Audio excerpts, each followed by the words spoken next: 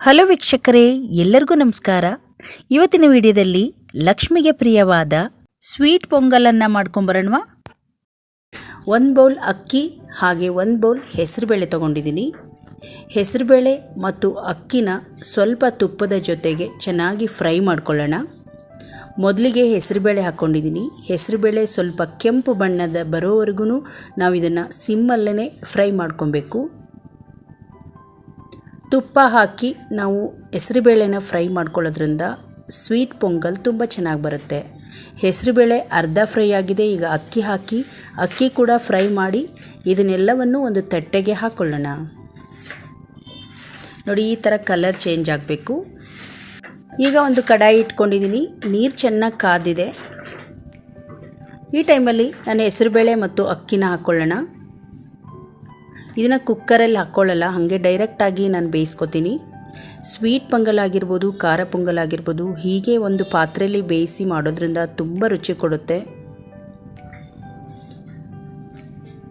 ಇದಕ್ಕೆ ಇನ್ನೊಂದು ಸ್ವಲ್ಪ ತುಪ್ಪ ಹಾಕಿ ಚೆನ್ನಾಗಿ ಮಿಕ್ಸ್ ಮಾಡಿಕೊಂಡು ಇದನ್ನು ಬೇಯಿಸ್ಕೊಳ್ಳೋಣ. ಈಗ ನೋಡಿ, ಮತ್ತೊಂದು ಕಡಾಯಿ ತೊಗೊಂಡಿದ್ದೀನಿ. ಈಗ ಬೆಲ್ಲವನ್ನು ಕರಗಿಸ್ಕೊಳ್ಳೋಣ. ಸ್ವೀಟ್ ಪೊಂಗಲ್ ಅಂತ ಅಂದಾಗ ಬೆಲ್ಲನ ಸ್ವಲ್ಪ ಕರಗಿಸ್ಬಿಟ್ಟು ಹಾಕಿದರೆ ಚೆನ್ನಾಗಿರುತ್ತೆ. ಇದಕ್ಕೆ ಸ್ವಲ್ಪ ನೀರು ಹಾಕ್ಕೊಂಡು ಬೆಲ್ಲವನ್ನು ಕರಗಿಸ್ಕೊಳ್ತಾ ಇದ್ದೀನಿ. ಇದರಲ್ಲೇನಾದರೂ ಕಸ ಇದ್ದರೆ ಅಥವಾ ಚೆನ್ನಾಗಿದ್ರೂ ಈ ಥರ ಕರಗಿಸಿ ಹಾಕಿದ್ರೂ ಚೆನ್ನಾಗಿರುತ್ತೆ. ಕಸ ಇದ್ದರೆ ನಾವು ಇದನ್ನು ಸೋಸ್ಕೋಬೇಕಾಗುತ್ತೆ. ನೋಡಿ, ಬೆಲ್ಲ ಎಲ್ಲ ಚೆನ್ನಾಗಿ ಕರಗಿದೆ. ಈಗ ಇದನ್ನು ಫಿಲ್ಟ್ರ್ ಮಾಡಿ ಪಕ್ಕದಲ್ಲಿ ಇಟ್ಕೊಳ್ಳೋಣ.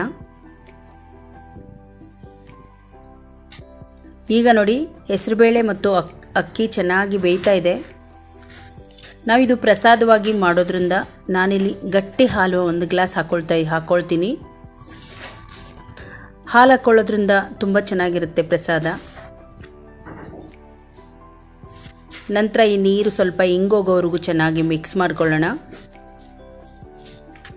ನೋಡಿ, ಬೇಯ್ತಾ ಇದೆ. ಇನ್ನೊಂದು ಸ್ವಲ್ಪ ಹೊತ್ತಿಗೆ ಎಲ್ಲ ನುಣ್ಣಗಾಗ್ಬಿಡುತ್ತೆ. ನೋಡಿ, ಇವಾಗ ಚೆನ್ನಾಗಿ ಬೇಯ್ದಿದೆ, ಎಲ್ಲ ನುಣ್ಣಗಾಗಿದೆ. ಪೊಂಗಲ್ಗೆ ಅಕ್ಕಿ ಬೇಳೆ ತುಂಬ ಚೆನ್ನಾಗಿ ಮೆತ್ತಗಾಗಿದೆ. ಈಗ ನಾನು ಕರಗಿಸಿರೋ ಫಿಲ್ಟ್ರ್ ಮಾಡಿರೋ ಬೆಲ್ಲವನ್ನು ಹಾಕ್ಕೊಳ್ತಾ ಇದ್ದೀನಿ.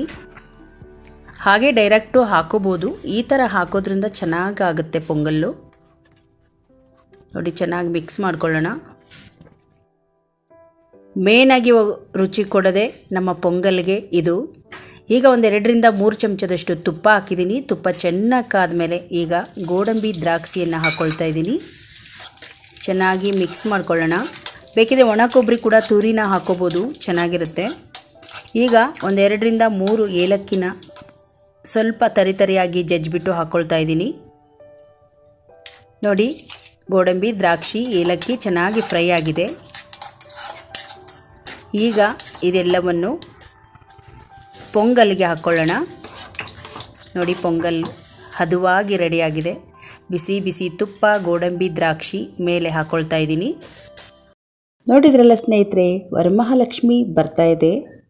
ಲಕ್ಷ್ಮಿಗೆ ಪ್ರಿಯವಾದ ಈ ಬೆಲ್ಲದ ಅನ್ನ ನಿಮಗೆ ಇಷ್ಟ ಆದರೆ ಒಂದು ಲೈಕ್ ಮಾಡಿ, ಹಾಗೆ ಈ ವಿಡಿಯೋವನ್ನು ಶೇರ್ ಮಾಡಿ, ನಮ್ಮ ಚಾನಲನ್ನು ಸಬ್ಸ್ಕ್ರೈಬ್ ಮಾಡ್ಕೊಳ್ಳಿ. ಮತ್ತೆ ಮುಂದಿನ ಹೊಸ ರೆಸಿಪಿಯೊಂದಿಗೆ ಸಿಗೋಣ. ಅಲ್ಲಿಯವರೆಗೂ ಧನ್ಯವಾದಗಳು.